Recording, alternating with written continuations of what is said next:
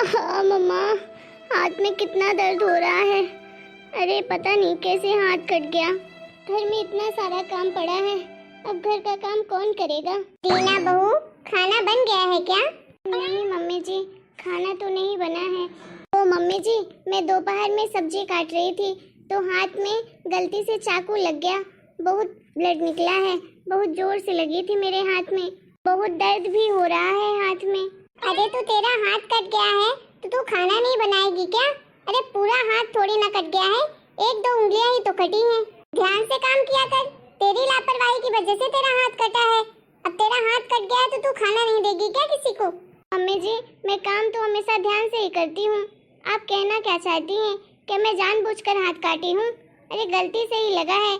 आपको लगता है कि मैं जानबूझकर अपना हाथ चाकू से काटी हूँ ना? हाँ तो हो सकता है तूने जानबूझकर भी काट दिया हो अपना हाथ कि काम न करना पड़े। अरे तू एक नंबर की काम चोरी तो करती ही है। सोची इसी बहाने खाना नहीं बनाना पड़ेगा, घर का काम नहीं करना पड़ेगा। काम चोरी तो पहले से ही है, ऊपर से हाथ काट कर भी बैठ गई है। मम्मी जी ऐसे क्यों कह रही हैं आप? मैं काम चोरी कब करती हूँ? सारा काम तो करती हूँ मैं। अरे मैंने जानबूझकर नहीं काटा है अपना हाथ, गलती से कटा है। अब मैं आज खाना नहीं बना पाऊंगी, कोई भी काम नहीं कर पाऊंगी। अरे मेरे हाथ में इतनी जोर की लगी है, बहुत दर्द हो रहा है, कैसे काम करूंगी मैं?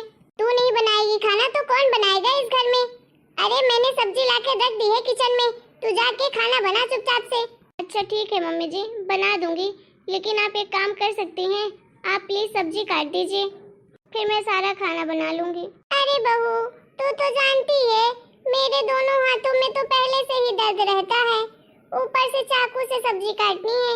मुझे नहीं आता है चाकू से सब्जी काटना, नहीं काट पाऊंगी। हाथ में तो मेरे दर्द भी है बहुत। खाना तो बेटा तुझे ही बनाना पड़ेगा, जाओ बनाओ खाना जल्दी से, भूख लगी है। चलो मैं जाती हूँ, तुम जाकर खाना बनाओ जल्दी से, सब लोग घर पे इंतजार कर रहे हैं खाने का। मम्मी जी भी ना जरा सा मेरा दर्द नहीं समझती हैं। इस घर में कोई नहीं है जो मेरी मदद कर दे थोड़ी सी। अरे आटा कैसे लगाऊं, सब्जी कैसे काटूं? हे भगवान, क्या करूं? सब कुछ तो मुझे ही करना पड़ेगा। बहू कपड़े धो ली है क्या? अरे मैंने देखा वॉशरूम में बहुत सारे कपड़े पड़े हुए हैं बिना धुले हुए। अरे बहू जब कपड़े धोती है तो सारे इकट्ठे धो लिया करना। अरे शाम हो रही है, अभी तक ऐसे ही कपड़े पड़े हैं वॉशरूम में, मक्खियां भिनभिना रही हैं उसी में। मम्मी जी मैंने तो अभी कपड़े धुले ही नहीं हैं। क्यों नहीं कपड़े धुली हो भाई तुम? अरे कल तुम्हारी उंगली क्या कट गई? तुम कल का ये नाटक लेकर बैठी हो अभी तक। भगवान जाने अभी उंगलियां कटी हैं तो इतना नाटक कर रही हो तुम कि बड़ा दर्द दे रहा है। अरे जब ऑपरेशन होता तो पता नहीं क्या करती तुम। चलो जाओ अभी वॉशरूम में सारे कपड़े धो कर आओ। अरे मम्मी जी मैं कैसे कपड़े धो सकती हूँ? आपको तो पता है ना कि मेरे हाथ में चोट लगी है, मैं कैसे धो पाऊंगी? वैसे भी कल डॉक्टर ने मना किया है कि आप साबुन को हाथ मत लगाना और ना ही निर्मल को हाथ लगाना, ना नमक को ना मिर्ची को। उसने तो मुझे अवॉइड करने के लिए बोला है। और ये तो आप भी जानती हैं कि अगर साबुन निरमा हाथ में लगेगा तो जलन होगी, दर्द होगा, सूजन आएगी, इन्फेक्शन हो जाएगा। फिर भी आप मुझे बोल रही हैं कपड़े धोने के लिए। अरे बहू तो तुझे कौन से हाथ से कपड़े धुलने हैं? मशीन में तो धोना है, फिर भी इतने नाटक कर रही है तू। पता है मम्मी जी कि मशीन में कपड़े धुलने हैं, फिर भी कपड़े निकालूंगी उससे तो हाथ में सर्फ तो लगेगा ही ना। निचोड़ के डालूंगी तो भी लगेगा हाथ में, तो जलन तो होगी ना मेरे हाथ में फिर। हे भगवान, राम जाने क्या होगा इस बहू का, कितने नाटक कर रही है। मैं कुछ नहीं जानती हूँ, मुझे शाम तक वॉशरूम में कपड़े एक नहीं मिलने चाहिए। मम्मी जी भी ना सिर्फ अपना ही दर्द उन्हें समझ में आता है, दूसरे का दर्द तो समझ में ही नहीं आता। मम्मी जी आप आज खाना बना सकती हैं क्या? मेरे हाथ में सूजन आ गई है, कुछ भी चीजें पकड़ नहीं पा रही हूँ, ऊपर से दर्द भी बहुत हो रहा है। कल आपने कपड़े धुलने के लिए बोल दिया था, बस लगता है उसी का इन्फेक्शन हो गया हाथ में।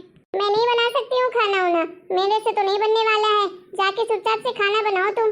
प्लीज मम्मी जी समझिए ना, मुझसे आज नहीं बन पाएगा खाना, हाथ में बहुत सूजन है, कैसे बनाऊंगी मैं? तुमसे 4 लोगों का खाना नहीं बनाया जाता है क्या? अरे हाथ में थोड़ी सी चोट क्या लग गई, तू तो सर पकड़ के बैठ गई है। अरे भाई हमारे जमाने में तो हम 20-20 लोगों का खाना बनाते थे, और वो भी चूल्हे में। हाथ जल जाए पैर जल जाए कोई फर्क नहीं पड़ता था, काम हम बराबर करते थे। फिर भी सास के ताने सुनने पड़ते थे हमें। तुम्हें 4 लोगों का खाना बनाना है, फिर भी जरा सी चोट लगी है तो वही 4 दिन से तुम रो रही हो उसी के पीछे कि हाय राम मेरी तो उंगली कट गई है, मैं कैसे करूंगी सब। उंगली का लट्टा लेके बैठ गई हो तुम, पागल कर दिया है मुझे। देखिए मम्मी जी, आपको अगर लग रहा है ना कि मैं नाटक कर रही हूँ तो कोई बात नहीं, लेकिन मैं आज खाना नहीं बना सकती हूँ, ठीक है। अगर आपको बनाना है तो ठीक है, नहीं बनाना है तो बोल दीजिए। मैं आपके बेटे को फ़ोन लगाकर बोल देती हूँ, वो बाहर से कुछ लेकर आ जाएंगे खाने के लिए, या तो घर से ही ऑर्डर कर देंगे। अच्छा मैं भी देखती हूँ कैसे तुम मंगाती हो बाहर से खाना। अरे मेरे बेटे के पास पैसों का पेट थोड़ी ना है कि जब देखो बाहर से खाना मंगा लेती हूँ। खाना तो तुम्हें ही बनाना पड़ेगा, जाओ चुपचाप से किचन में और सबके लिए खाना बनाओ। हम बाहर का खाना नहीं खाएंगे, हम तो घर का ही खाना खाएंगे। अरे अपनी तबीयत थोड़ी ना खराब करनी है। बस अब तुम्हारा नाटक नहीं चलने वाला है ज्यादा दिन मेरे सामने, बहुत हो गया तुम्हारा।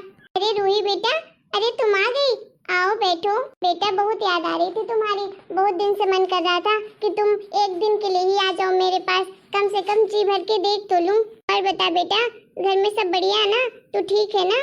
हाँ मम्मी, मन तो मेरा भी था आपसे मिलने का, इसीलिए तो आ गई। और घर में सब बढ़िया है, मैं भी हो गया ठीक ही हूँ। बेटा तू तो शादी के बाद ऐसा लगता है जैसे हम लोग को भूल ही गई है। मैं कितनी बार फोन लगाई, तू तो आती ही नहीं है मेरे पास। अरे नहीं मम्मी, ऐसी बात नहीं है। अरे आपको तो पता है घर के काम ही इतने हो जाते हैं कि टाइम ही नहीं मिल पाता। कभी सोचती हूँ आने का तो कोई काम अर्जेंट आ जाता है, फिर आ नहीं पाती हूँ। काम तो लगा ही रहता है, कभी ये काम कभी वो काम। अब आप ही बताइए कैसे आऊँ सब कुछ छोड़कर। और आप तो सास को जानती हैं मेरी, उन्हें तो बस मुझे काम करते देखकर ही अच्छा लगता है। अरे यहाँ तो आने ही नहीं देती हैं। अरे इस बार आई हूँ तो हाथ पैर कितने जोड़े हैं, तब जाके उन्होंने मुझे भेजा है आपके पास। लीजिए दीदी चाय। अरे वाह भाभी, चाय तो बहुत अच्छी बनी है। वैसे भाभी आपके हाथ में क्या लगा है रेड रेड, ये क्या हो गया आपके हाथ को? अरे दीदी वो ना सब्जी काटते हुए हाथ में चाकू लग गया था। क्या चाकू लग गया था? अरे भाभी आपने डॉक्टर को दिखाया है ना, कहीं टिटनेस ना हो जाए। टिटनेस का इंजेक्शन तो लगवा लिया है ना आपने? हाँ दीदी लगवा लिया है मैंने। दर्द तो बहुत होता होगा ना भाभी? वैसे भी आपको काम करना पड़ता है घर का, बर्तन धोने में और कपड़े धोने में तो बहुत ज़्यादा ही तकलीफ होती होगी आपको। हाथ में अगर चाकू वगैरह लग जाते हैं तो निरमा साबुन लगाओ हाथ में, तो जलन ही बहुत होती है और इन्फेक्शन भी हो जाता है कभी कभी। हाँ दीदी दर्द तो होता है, इन्फेक्शन भी हो जाता है, लेकिन क्या कर सकते हैं, काम तो करना ही पड़ता है। अरे बिटिया तू तो ये बता आज खाने में क्या खाएगी? मैं बहू को बोलकर तेरे मनपसंद की सारी चीजें बनवाऊंगी। हाँ दीदी बताइए क्या खाएंगी आप, मैं आपके लिए आपके मनपसंद की चीजें बना देती हूँ। अरे नहीं भाभी, जो मन हो आप वो बना लीजिए, मैं सब चीजें खा लेती हूँ। अच्छा बहू तू कुछ मत बना, मैं अपनी बेटी की पसंद की चीजें आज बनाऊंगी, तू रहने दे। पर मम्मी आप कैसे खाना बनाएंगी, आपके हाथ में दर्द था ना। आप रहने दीजिए, मैं ही बना दूंगी। बोल दिया ना बहू कि तू रहने दे, तू मत बना। अरे मैं अपनी बेटी के पसंद का खाना बनाऊंगी। तू तो वैसे भी क्या क्या तो बनाती रहती है रूखा सूखा, कोई टेस्ट स्वाद तो रहता नहीं है तेरे खाने में। अरे वाह भाभी, आज के खाने में तो मज़ा ही आ गया। मम्मी कितना स्वादिष्ट खाना बनाती है ना, आपको तो हमेशा मिलता होगा मम्मी के हाथ का खाना। आप तो भाभी बहुत किस्मत वाली हो जो आपको मेरी मम्मी जैसी सास मिली है। आप दोनों कितने अच्छे से रहते हो ना, हंसी खुशी के साथ। आप दोनों सास बहू की जोड़ी को किसी की नजर ना लगे। हेलो हाँ मम्मी जी। क्या मम्मी जी, पर अभी क्यों? आपने तो बोला था 1 हफ्ते रुक जाना, अभी तो 2 दिन ही हुए हैं। अच्छा ठीक है मम्मी जी, आ जाऊंगी। क्या हुआ बेटा, तेरी सास का फोन था क्या? हाँ मम्मी जी, उन्हीं का फोन था, उन्होंने आने के लिए बोला है शाम तक। क्या आने के लिए बोला है? ऐसे कैसे आने के लिए बोल दिया? तू तो बोल रही थी 1 हफ्ते के लिए आई हूँ, अभी तो तुझे 2 दिन भी हुए हैं। तेरी सास भी ना जरा अकल नहीं है उसमें कि बहू मायके गई है तो 2-4-6 दिन रुकने दूं। क्या तेरी सास 2-4 दिन काम कर लेती तो घिस जाती क्या कि ये बोल रही है कि आजा बहू? क्या कर सकती हूँ मम्मी, अब बुलाई है तो जाना तो पड़ेगा। आजकल की सास को क्या कहें, दूसरे की बेटी को बेटी समझते ही नहीं है। ऐसा लगता है जैसे बहू नहीं काम वाली बाई लेकर आए हैं अपने घर। आजकल की सास तो माँ बेटी का दर्द समझ ही नहीं आता है। आई थी मेरी बेटी 1 हफ्ते रहने के लिए और देखो तो सही 2 दिन भी नहीं हुए फोन लगाकर बुला लिया मेरी बेटी को। हाँ मम्मी, सोचा तो था 1 हफ्ते रुकूंगी, लेकिन जाना पड़ेगा, नहीं तो तांडव मचा देगी मेरी सास घर में। अरे बेटा तू ही मना करती है, नहीं तो मैं तो तेरी सास से बात करके उसको सही कर दूं।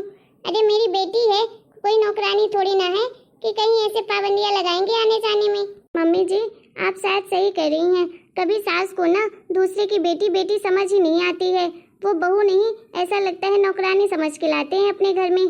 क्या कर सकते हैं, आजकल की सभी सास ऐसे ही होती हैं। बहू की तकलीफ तो जरा भी उन्हें समझ ही नहीं आती है। अगर कभी बहू को किसी तरह की दिक्कत भी हो ना तो सास को तो हमेशा यही लगता है कि बहू तो नाटक कर रही है। बहू, क्या तू सभी की सास के लिए ऐसा बोले जा रही है? कुछ समझ नहीं पा रही हूँ, तू कहना क्या चाहती है? क्या मम्मी जी, आप नहीं समझी मेरी बात को? अरे मैं तो आपके बारे में ही बात कर रही हूँ। अरे आप भी तो वैसे ही है ना जैसे दीदी की सास है। अरे आजकल की सास को क्या ही कहें, बहू को बेटी तो दूर की बात है, बहू को बहू ही मान ले उतना ही काफी है। अरे आप तो हमेशा मेरे साथ ऐसे ही करती हैं ना। आप तो मुझे समझती हैं जैसे मैं कोई मशीन हूँ जो चलती रहूँ पूरा दिन इधर उधर। मम्मी जी, मैं तो बस आपसे इतना ही कहना चाह रही थी कि आज आपको बेटी का दर्द तो दिखाई दे गया, लेकिन इतने सालों से बहू का दर्द आपको नहीं दिखाई दिया। अरे जैसा दीदी की सास दीदी के साथ कर रही है उससे ज्यादा आप मेरे साथ करती हैं। क्या मम्मी, आप सच में भाभी के साथ इतना गलत करते थे? मैंने तो कभी नहीं सोचा था कि आप भी औरों की सास के जैसे निकलेंगी। आप तो कितनी समझदार थी, फिर भी ऐसा करती थी भाभी के साथ। हाँ बेटा, मैंने बहू के साथ बहुत गलत किया है। बहू माफ कर दे मुझे, आज के बाद कभी ऐसा नहीं करूँगी। आज के बाद मैं तुझे अपनी बेटी मानूंगी। सिर्फ कहने के लिए नहीं बोल रही हूँ, मैं सच में उतना प्यार करूँगी जितना मैं अपनी बेटी को करती हूँ। पता नहीं हम सास बनते ही ये क्यों भूल जाते हैं कि अरे हम भी पहले किसी की बहू थे, हम भी किसी की बेटी हैं। ये तो हम सब भूल जाते हैं, सिर्फ सास का रोल निभाते हैं। माफ कर दे बेटा मुझे। नहीं मम्मी जी, आप माफी मांगकर मुझे शर्मिंदा मत करिए। आप मुझसे बड़ी हैं और आप मेरी माँ के समान हैं। मैं तो हमेशा आपकी रिस्पेक्ट करती हूँ। चलो ठीक है मम्मी, आप दोनों में तो सुलह हो गई, अच्छी बात है। अब मैं भी चलती हूँ अपने ससुराल। मेरी सास भी राह देख रही होगी मेरी, हो सकता है एक दिन उन्हें भी मेरी इम्पोर्टेंस समझ में आ जाए। हाँ दीदी बिल्कुल, आपकी इम्पोर्टेंस उन्हें समझ में आएगी सही, लेकिन आपको अपने लिए स्टैंड भी लेना पड़ेगा। आप उन्हें बोलेंगी तभी वो समझेंगी आपकी फीलिंग्स को। थैंक यू भाभी। हेलो दोस्तों, आप लोगों को हमारा ये वीडियो कैसा लगा? अगर आपको हमारा ये वीडियो पसंद आया है तो प्लीज वीडियो को लाइक करें, शेयर करें, कमेंट करें और हमारे चैनल को सब्सक्राइब भी करें।